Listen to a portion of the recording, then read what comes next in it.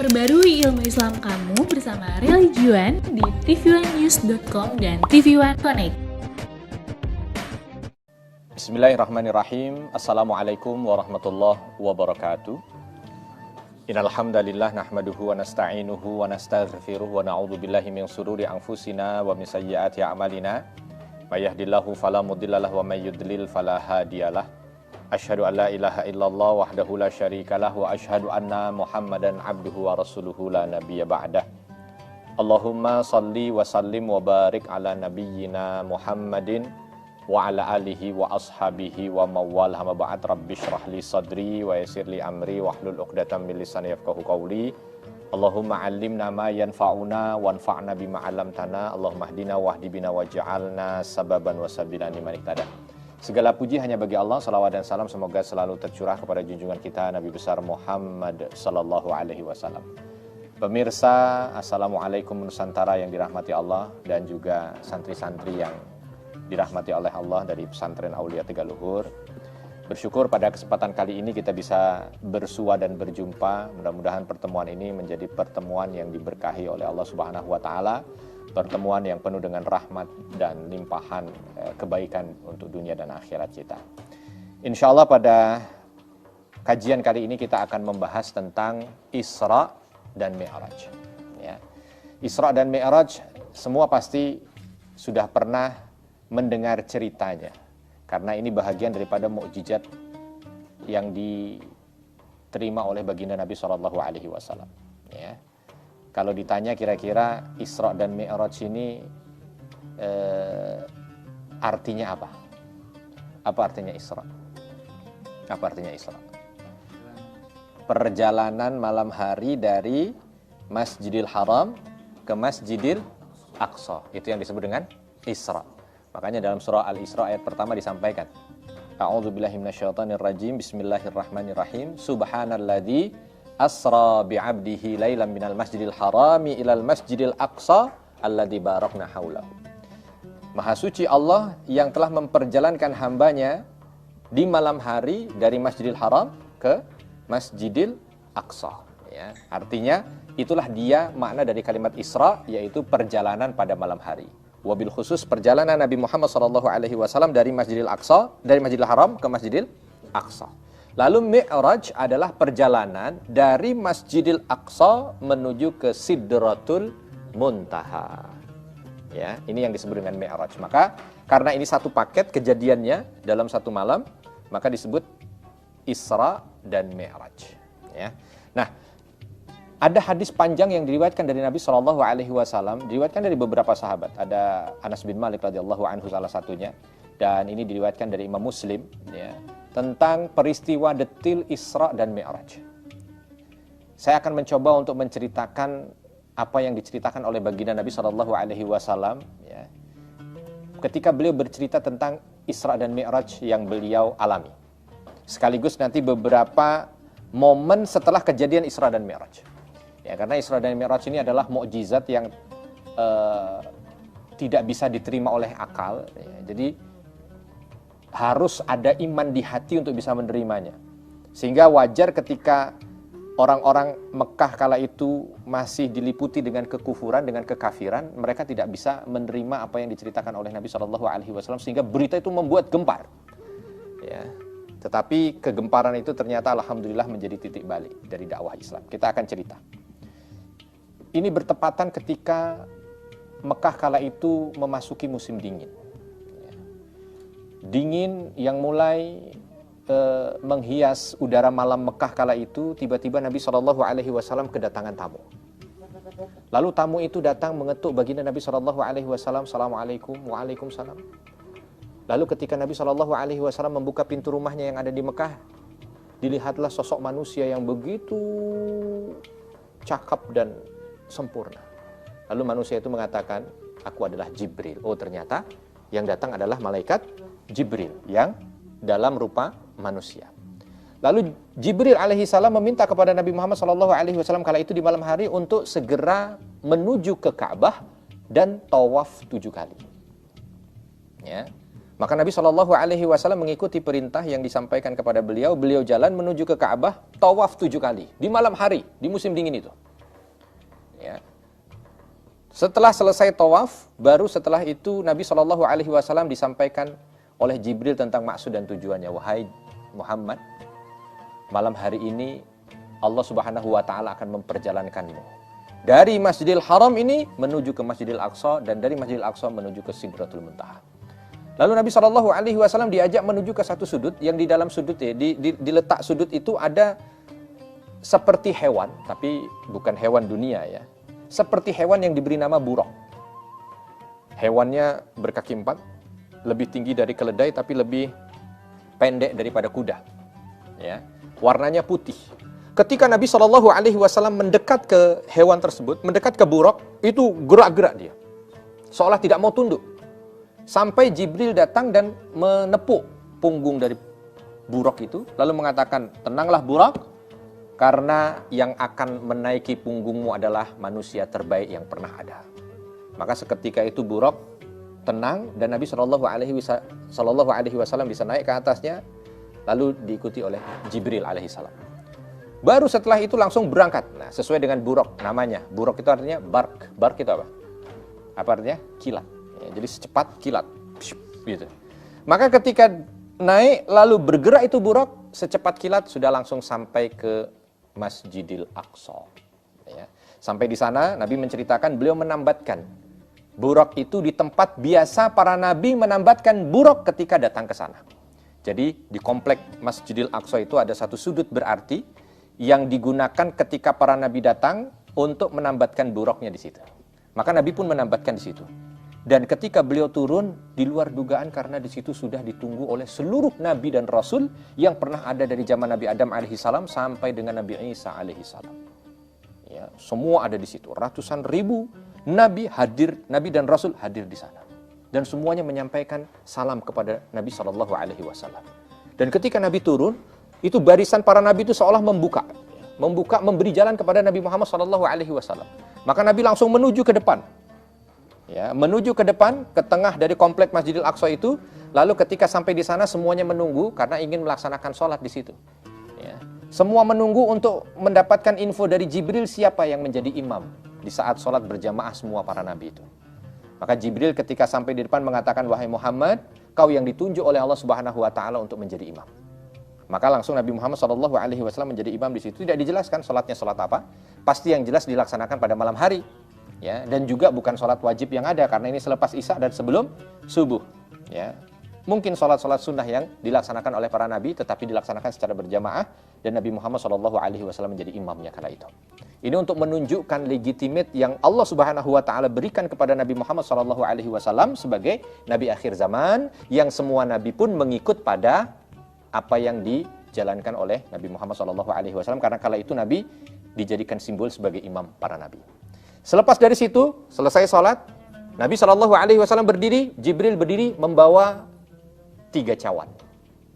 Ada yang riwayat mengatakan membawa 2 cawan. 3 cawan ini apa saja? 3 cawan, tahu cawan? Cawan gelas ya, tapi yang dari perunggu itu ya, cawan. Nah itu, yang satu isinya khamr, yang satu isinya air putih, yang satu isinya susu.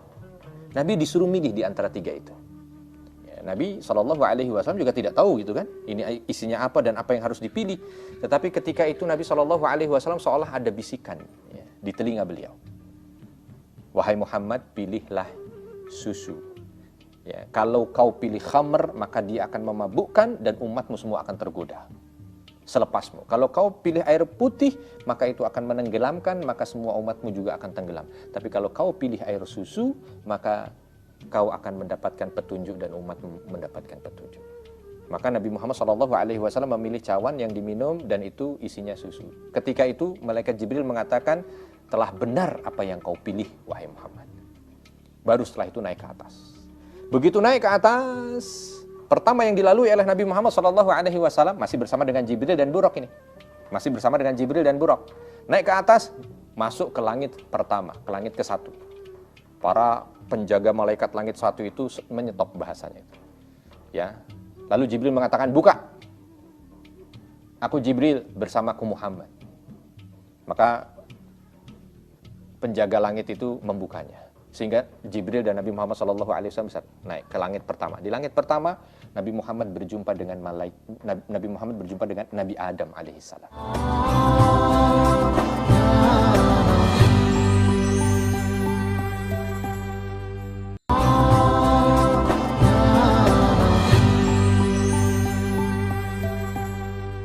Ketika berjumpa dengan Nabi Adam, lalu Nabi Adam menyampaikan salam kepada Nabi Muhammad dan memberikan restu kepada Nabi Muhammad, lalu memberikan pengakuan bahwa Nabi Muhammad adalah Rasul akhir zaman. Lalu dilihat sebelah kanannya Nabi Adam ini banyak manusia, dan manusia-manusia itu pada tertawa. Dan di sebelah kiri Nabi Adam banyak manusia, tapi manusia-manusia itu pada menangis. Ya, maka Nabi Adam mengatakan ini adalah manusia-manusia yang bahagia dari anak cucuku, dan ini adalah manusia-manusia yang sengsara dari anak cucu. Gak banyak yang diceritakan oleh Nabi Muhammad SAW kala itu. Nabi langsung naik ke atas, ke langit kedua. Sama kejadiannya, di stop oleh malaikat penjaga langit. Tapi ketika Jibril mengatakan, aku Jibril, buka pintu langit, maka dibuka. Di langit kedua, berjumpa dengan Nabi Isa alaihissalam dan Nabi Yahya. Sama yang disampaikan, beliau mengucapkan salam ya, kepada Nabi Muhammad dan mengakui kenabian Nabi Muhammad SAW. Naik ke langit ketiga, bertemu dengan Nabi Yusuf alaihissalam. Nabi Yusuf juga sama menyampaikan salam kepada Nabi Muhammad SAW dan mengakui kerasulan Nabi Muhammad SAW. Naik ke langit keempat. Di langit keempat bertemu dengan Nabi Idris alaihissalam. Sama, Nabi Idris juga begitu, menyampaikan salam dan mengakui kerasulan Nabi Muhammad SAW. Naik ke langit kelima bertemu dengan Nabi Harun. Sama, salam dan mengakui kerasulan. Naik ke langit keenam bertemu dengan Nabi Musa alaihissalam. Ketika bertemu dengan Nabi Musa alaihissalam, Nabi Musa ketika ingin berpisah, ya sudah disampaikan salam dan menyampaikan pengakuan bahwa Nabi adalah Nabi akhir zaman. Ketika Nabi Muhammad ingin naik ke atas, tiba-tiba Nabi Musa nangis. Nabi Musa nangis. Lalu ditanya kembali oleh Nabi Muhammad sebelum meninggalkan Nabi Musa, ada apa wahai saudaraku kau menangis? Maka Nabi Musa mengatakan, umatmu banyak dan umatmu jauh dariku, tetapi dia juga lebih banyak untuk masuk ke dalam surga dibanding dengan umatku. Jadi artinya Nabi Musa alaihissalam kala itu melihat bahwa Nabi Muhammad ini umatnya banyak, jaraknya jauh dari Nabi Muhammad SAW, tapi banyak yang masuk surga. Sedangkan Nabi Musa alaihissalam yang umatnya itu kebanyakan juga tinggal bersama beliau, bahkan bersama dengan Nabi Harun juga ada 2 nabi dalam satu umat itu, Bani Israel, tapi di antara mereka juga tidak terlalu banyak yang bisa masuk ke dalam surga. Ya. Naik ke langit ke-7. Langit ke-7 bertemu dengan Nabi Ibrahim alaihissalam. Baru setelah itu ke Sidratul Muntaha. Sebelum Sidratul Muntaha, Nabi lewat neraka surga. Ya, banyak cerita kan, ketika lewat neraka ada orang yang perutnya buncit dan dia tidak bisa bergerak sama sekali. Dari perutnya ini keluar nanah dan akhirnya meleleh. Ketika ditanya oleh Nabi, apakah itu gerangan wahai Jibril? Itu para pemakan riba. Ya, lalu ada orang yang dari kemaluannya itu ditusuk sampai ke depan. Lalu ditanya oleh Nabi SAW, apakah itu Jibril? Itu adalah orang-orang yang di dunianya dulu adalah pelaku zina. Lalu terus beberapa dosa-dosa besar disampaikan ketika Nabi melihat neraka. Lalu begitu juga dengan kenikmatan-kenikmatan yang dilihat di dalam surga.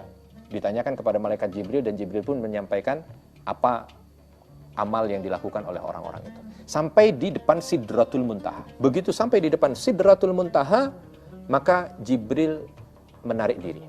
Lalu mengatakan, wahai Muhammad, batasku adalah di sini. Hanya yang bisa masuk kau seorang. Lalu Nabi berkata, kenapa tidak bisa masuk, wahai Jibril? Ayo masuk bersamaku. Maka Jibril mengatakan, kalau aku masuk, maka aku akan terbakar. Aku tidak punya kemampuan untuk bisa masuk ke Sidratul Muntaha. Bayangkan, malaikat Jibril yang punya sayap 700 sayapnya, satu sayapnya itu besarnya dari ujung timur sampai ujung barat. Kalau kita ngelihat ke langit itu, dari ujung timur sampai ujung barat itu, kalau kita lihat begitu besarnya alam semesta ini baru ujungnya sayap malaikat Jibril, baru ujung itu satu, punya 700. Tidak bisa masuk ke Sidratul Muntaha, karena kalau masuk ke Sidratul Muntaha terbakar. Sehingga Nabi Muhammad SAW masuk. Dan Nabi SAW mengatakan dengan beberapa riwayat ya, melihat bagaimana Sidratul Muntaha dihiasi dengan pohon-pohonan yang daunnya itu sebesar telinga gajah, lalu ditutupi dengan permadani-permadani dan intan permata, ya, berbagai macam yang diceritakan oleh Nabi, sampai Nabi naik ke Baitul Ma'mur. Naik di Baitul Ma'mur, beliau diperlihatkan oleh Allah Subhanahu wa taala al-qalam. Ya, qalam, tahu qalam? Pena. Pena yang terus mencatat dan menulis. Sampai akhirnya karena sudah tidak bersama Jibril lagi, maka tidak bertanya dengan Jibril kan? Maka Nabi kala itu diberi wahyu dari Allah Subhanahu wa taala bahwa itu adalah al-qalam yang mencatat takdir manusia, mencatat baik dan buruk kehidupan manusia, mencatat rezeki manusia, mencatat kehidupan manusia, bahkan bukan hanya manusia, seluruh alam semesta. Jinnya dan manusianya, tumbuhan, hewan dan lain sebagainya. Dicatat semuanya. Di situ letak tempatnya. Sampai dengan Nabi SAW berjumpa dengan Allah Subhanahu wa taala, tapi kala itu tidak melihat wujud asli Allah Subhanahu wa taala, tapi Nabi Muhammad SAW melihat cahaya saja. Ya. Bedanya kalau Nabi Musa alaihissalam ketika melihat cahaya Allah di atas bukit Tur Sina itu langsung Nabi Musa pingsan. Ya. Bani Israel ketika melihat cahaya Allah Subhanahu wa taala meninggal semuanya. Nabi SAW tidak. Nabi bisa menikmati cahaya itu. Bahkan bisa mendengar dengan baik suara yang keluar dari cahaya itu. Termasuk salah satunya adalah perintah sholat berapa waktu? 50 waktu dulu. Diterima tuh perintah sholat sehari semalam 50 waktu. Ya, kalau sehari semalam 50 waktu berarti 1 jam sekali kita sholat 2 kali. Sejam 2. Tapi diterima oleh Nabi Muhammad SAW. Turun ke bawah, begitu turun ke bawah sampai ke langit ke-7 ketemu dengan Nabi Ibrahim, salam ya, pamit mau pulang. Tapi begitu sampai di langit ke-6 ketemu dengan Nabi Musa sampaikan, Muhammad, umatmu gak akan kuat kalau 50 itu. Minta keringanan dari Allah. Nabi tidak serta-merta mau untuk berjumpa dengan Allah lagi. Nabi melihat kepada malaikat Jibril yang ada di sebelah kanannya. Ketika melihat memberikan isyarat begitu, Jibril mengatakan, semua berbalik padamu Muhammad. Kalau kau ingin balik, aku temani. Maka akhirnya balik. Berjumpa kembali dengan Allah Subhanahu wa taala. Terjadi permintaan dari Nabi SAW kepada Allah Subhanahu wa taala keringanan itu sehingga sampai pada angka 5 waktu. Nah, yang ada pada kita ini kan 5 waktu. Nah, ketika 5 waktu itu pun Musa mengatakan, enggak mampu umatmu hai Muhammad. Minta keringanan lagi. Umatmu susah 5 waktu itu. Tapi Nabi SAW tidak mau. Ya. Barulah terdengar suara kala itu ya, dari arsy ya, bahwa suara itu menyampaikan rahmat Allah terlimpah kepada engkau wahai Muhammad yang dengan usahamu umatmu mendapatkan kemurahan dari Allah Subhanahu wa taala. Ya, artinya karena Nabi SAW meminta keringanan itu dan akhirnya kita mendapatkan keringanan. Ya. Turun kembali terus sampai di Masjidil Aqsa lagi. Dari Masjidil Aqsa salat lagi 2 rakaat, baru setelah itu pulang. Pulang sebelum subuh sampai di Mekah. Begitu sampai di rumahnya Nabi melihat itu bantal belum berubah, bantal beliau, kasur beliau belum berubah, suasana rumah belum berubah, kamarnya belum berubah. Maka kala itu Nabi SAW makin heran, ya Allah, ini perjalanan ternyata hanya semalam dan perjalanan ini penuh dengan cerita, tapi bagaimana mungkin ini terjadi? Terus menggelayut sampai waktu subuh masuk. Ketika waktu subuh masuk beliau salat di dekat Ka'bah. Lepas dari subuh biasanya beliau pulang, tapi ini beliau tidak. Beliau tinggal di situ. Ketika beliau tinggal di situ, sambil merenung apa yang terjadi tadi malam. Bagaimana aku menyampaikan ini kepada umatku dan tidak mungkin aku tidak sampaikan. Tapi kalau aku sampaikan, akankah mereka percaya? Lagi merenung seperti itu, tiba-tiba Abu Jahal datang. Dilihat, Abu Jahal ini musuh Nabi SAW. Fir'aunnya umat ini. Maka ketika Abu Jahal melihat, ini ada yang difikirin ini. Muhammad lagi ada yang difikirin, kata Abu Jahal begitu. Maka didatangi. Muhammad, kaget Nabi SAW. Abu Jahal yang datang. Ada apa gerangan? Nah, kesempatan.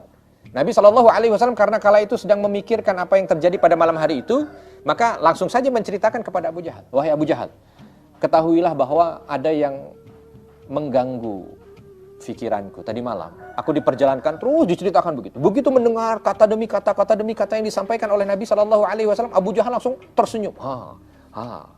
Tapi ternyata senyumnya senyum penuh kejahatan. Nabi tidak melihat itu.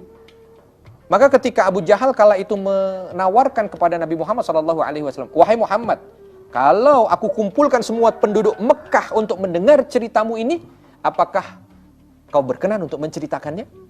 Maka seketika itu Nabi SAW pun mengiyakan. Iya wahai Abu Jahal, kalau memang kau kumpulkan semua orang Mekah, maka aku akan ceritakan. Maka dikumpulkan semua orang Mekah. Begitu sudah kumpul semuanya, Nabi dipanggil. Lalu diminta untuk berdiri di tempat paling tinggi dan diminta untuk bercerita. Maka Nabi SAW kala itu menceritakan apa yang terjadi. Ya, terus sampai balik lagi, dari awal berangkat sampai balik lagi, langsung maju Abu Jahal dengan senyuman sinisnya. Lalu mengatakan, wahai orang Mekah, aku yang bolak-balik datang ke Baitul Maqdis. Berangkatku butuh waktu sebulan, itu paling cepat. Dan pulangku butuh waktu sebulan, itu paling cepat.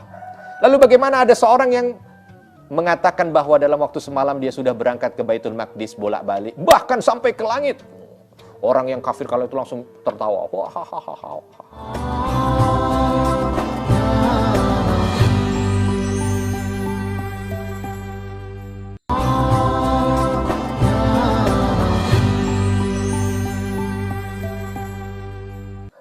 Ya. Yang beriman dalam hati antara ragu, iya juga semalam itu. Ditambah lagi ketika Abu Jahal, wahai Muhammad, benarkah apa yang kau katakan? Nabi mengatakan benar. Coba kalau gitu angkat kaki kanan. Kakinya diangkat kaki kanan. Masih bisa berdiri kan? Angkat kaki kirimu, diangkat kaki kiri, Nabi langsung jatuh. Wah, begitu jatuh jadi bahan tertawaan orang-orang kafir Quraisy. Bagaimana kau bisa mengatakan bahwa engkau mampu untuk melaksanakan perjalanan dari Mekah menuju ke Baitul Maqdis dalam waktu 1 malam bolak-balik, sedangkan kau angkat kaki 2 saja langsung jatuh. Oh, semua tertawa. Di saat hinaan demi hinaan begitu, Abu Bakar kala itu tidak ada di situ. Maka sebahagian sahabat-sahabat kala itu yang bingung untuk menjelaskannya bagaimana dan bingung untuk memberikan dukungan bagaimana, segera mencari Abu Bakar. Abu Bakar As-Siddiq kala itu dijumpai ada di dekat rumahnya, lalu dikatakan, wahai Abu Bakar, kau harus segera datang. Ya, karena sedang terjadi permasalahan berat ini bagi kami. Ada apa itu? Diceritakan oleh utusan kita ini, oleh utusan sahabat ini tadi, bahwa Nabi SAW sedang diminta oleh Abu Jahal untuk menceritakan peristiwa tadi malam. Kau belum tahu peristiwanya? Belum tahu. Lalu diceritakan begini. Kalau itu yang diceritakan, apakah kau percaya wahai Abu Bakar? Maka Abu Bakar langsung mengatakan, kalau itu yang keluar dari apa yang disampaikan oleh baginda Nabi, maka tidak ada keraguan dalam hatiku. Aku percaya. Bahkan kalau aku dihadapkan di depan tembok, yang tembok itu semua orang mengatakan hitam, warnanya hitam, dan mataku pun melihat warna itu hitam, tapi sang Nabi mengatakan itu tembok putih, maka aku dustakan mataku dan aku ikut apa yang dikatakan oleh Nabiku. Langsung berangkat semuanya ke sana. Begitu sampai itu lagi hinaan demi hinaan datang kepada Nabi SAW, Abu Bakar langsung di sebelahnya. Wahai Rasul, ditanya oleh Abu Bakar, benarkah apa yang kau ceritakan ini? Benar wahai Abu Bakar. Baik kalau begitu. Langsung Abu Bakar menjadi penengah. Wahai orang-orang Quraisy, siapa di antara kalian yang pernah datang ke Masjidil Aqsa? Yang sering datang dan hafal tentang Baitul Maqdis? Angkat tangan semua. Salah satunya Walid bin Mughirah. Maju. Lalu disumpah mereka. Kita minta Muhammad untuk menceritakan tentang apa yang dilihat. Kalau benar, katakan benar. Kalau salah, berarti memang beliau tidak ke sana. Adil kan, Abu Bakar berada di tengah. Maka ketika udah kumpul nih orang-orang yang akan menjadi saksi mata, Nabi diminta untuk menceritakan. Nabi mengatakan, seolah Baitul Maqdis itu Allah dekatkan kepadaku. Jadi kayak diputarkan film gitu ya. Ketika aku diminta untuk cerita, mulai dari gerbangnya, mulai dari bangunan-bangunannya, mulai dari tiang-tiangnya, aku ceritakan semua tanpa sulit, karena itu Allah hadirkan di hadapanku. Dan setiap yang disampaikan oleh Nabi SAW kala itu, ya, orang-orang kafir yang ada di depan ini langsung mengatakan, benar Muhammad. Ya. Gerbangnya begini, Muhammad benar. Lengkungannya begini, Muhammad benar. Tiangnya begini, Muhammad benar. Terus semua yang ada di Masjidil Aqsa diceritakan dan semuanya benar. Maka tidak ada lagi yang bisa menyanggahnya. Tapi kala itu masih pada bohong lah, itu kan bisa dipelajari, bisa dikasih tahu, bisa. Akhirnya ketika semua masih kasak-kusuk begitu, Nabi SAW langsung mengatakan, kalau kalian masih belum percaya, maka dalam perjalananku pulang dari Masjidil Aqsa, pulang dari Baitul Maqdis menuju ke Masjidil Haram ini, menuju ke Mekah ini, aku diperlihatkan oleh Allah 3 kafilah. Kafilah pertama akan datang sebentar lagi. Kafilah ini membawa 2 onta yang paling depan, ontanya itu jidatnya putih. Dan ada onta paling belakangnya, itu kakinya patah sebelah kanan. Silahkan kalian buktikan. Ini adalah kafilah paling dekat yang akan sampai masuk ke Mekah. Lalu kafilah yang kedua adalah kafilah yang dalam perjalanannya kehilangan onta. Kala itu dia bingung nyari onta. Sampai aku didekatkan oleh Allah kepada mereka dan aku katakan karena aku bisa melihat dari atas Nabi Muhammad SAW. Ontamu di sana, ontamu di sana. Berangkat. Dan kafilah ketiga yang tidak ada masalah sama sekali. Betul mereka tunggu. Begitu masuk kafilah pertama, rombongan onta. Yang depan betul, jidatnya putih keningnya, semua. Masih penasaran dilihat onta paling belakang. Betul jalannya pincang. Lalu ditanya oleh orang-orang Mekah kala itu, kenapa ini onta pincang yang paling belakang? Dia terjebak di lubang sehingga dia patah kakinya.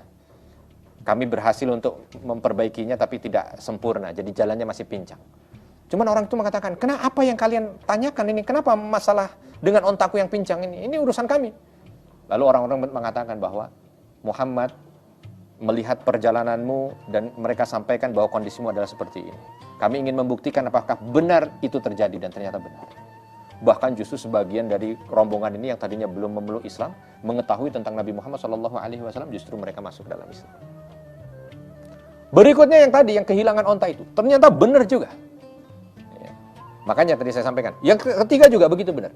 Akhirnya justru ini menjadi titik tolak gitu ya. Akhirnya ini menjadi titik balik bagaimana perjalanan Isra dan Mi'raj Nabi Muhammad SAW yang tadinya itu menjadi sumber keraguan bagi orang-orang yang beriman, menjadi senjata bagi orang-orang kafir ya, untuk bisa menjebak Nabi Muhammad SAW, akan tetapi justru itu menjadi titik balik dari dakwah ini ya, sehingga dakwah ini justru mendapatkan tempat di hati umat kala itu dan menunjukkan bahwa Nabi SAW mendapatkan mukjizat dari Allah Subhanahu wa Ta'ala. Ini dia cerita singkat dari perjalanan Isra dan Mi'raj Nabi Muhammad SAW. Dari perjalanan ini memang Nabi tidak menyampaikan tentang hikmah yang ada, tapi kita diminta untuk mencoba melihat lebih dalam. Isra dan Mi'raj, apa yang bisa kita ambil hikmah dari perjalanan yang dilakukan oleh Nabi SAW, dan ini merupakan bahagian daripada mukjizat. Ya. Kalau kita lihat yang paling sering tuh, kalau Isra dan Mi'raj itu kan dikaitkan dengan apa? Perintah sholat 5 waktu. Memang nggak salah, betul, karena memang Nabi SAW mendapat perintah sholat wajib 5 waktu. Ya. Tapi perlu diketahui bahwa perintah sholat itu bukan baru ada setelah Isra dan Mi'raj. Ya. Karena perintah sholat itu sudah ada sejak wahyu di awal-awal diturunkan. Hanya perintah sholat wajib yang 5 waktu, waktunya ditentukan, ya, jumlah rakaatnya ditentukan, kaifiatnya ditentukan, itu setelah Isra dan Mi'raj. Tetapi sebelumnya ada sholat-sholat yang memang juga sudah diwajibkan oleh Allah Subhanahu Wa Taala kepada Nabi SAW dan pada para pengikutnya atau para sahabatnya. Nah, makanya nanti ada cerita juga ketika sahabat Ali kala itu melihat Nabi Muhammad SAW dengan Khadijah radhiyallahu anha sedang sholat. Kala itu sahabat Ali belum Islam, ya, karena Islam ini baru dianut oleh 2 orang ini saja, Nabi dan istrinya, karena ini baru hari-hari pertama wahyu turun. Maka sahabat Ali bertanya, apa yang kau lakukan wahai sepupuku? Ya, maka dijawab oleh Nabi SAW bahwa ini adalah salat. Ya, maka setelah itu baru Ali radhiyallahu anhu belajar tentang Islam dan masuk ke dalam Islam dengan waktu yang begitu cepatnya.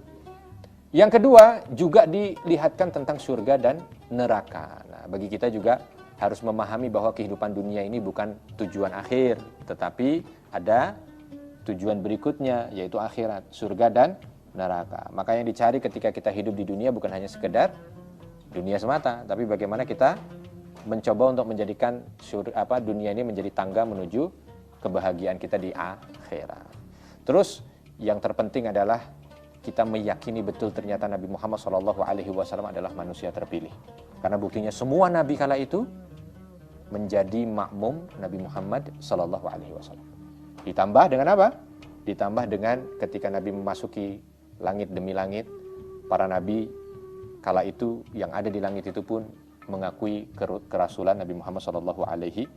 Maka dari itu kita patut untuk berbahagia menjadi umat Nabi akhir zaman, Nabi Muhammad SAW.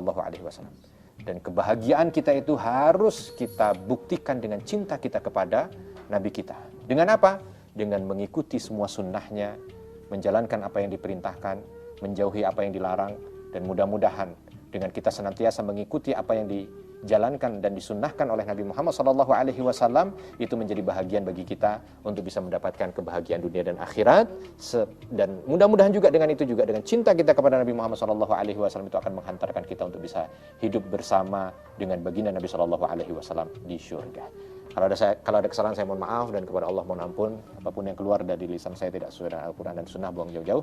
Ambil yang sesuai dengan Al-Quran dan Sunnah. Subhanakallahumma wa bihamdika asyhadu an la ilaha illa anta astaghfiruka wa atubu ilaik. Assalamualaikum warahmatullahi wabarakatuh.